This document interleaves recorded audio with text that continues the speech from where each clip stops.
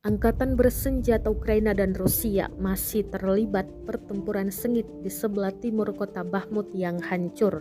Penampakan situasi terkini Bakhmut beredar di Telegram pada Sabtu 15 April 2023. Tampak gedung tinggi yang hancur dan berasap, jalanan yang dipenuhi serpihan bangunan, dan rumah-rumah yang luluh lantak.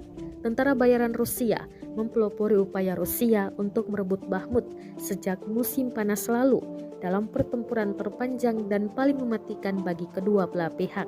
Rusia meningkatkan serangan ke kota Bakhmut, Ukraina Timur sejak Kamis 13 April 2023, namun bisa ditahan oleh pasukan Ukraina. Di sisi lain, pemerintah Inggris mengatakan pasukan Ukraina terpaksa mundur dari sebagian wilayah Bakhmut saat menghadapi serangan terbaru Rusia Jumat 14 April 2023 kemarin.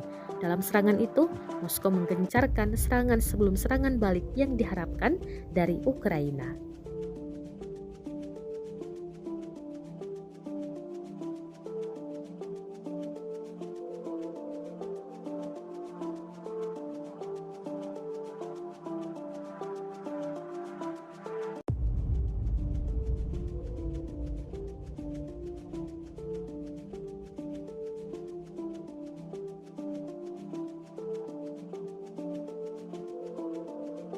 Terima kasih sudah nonton.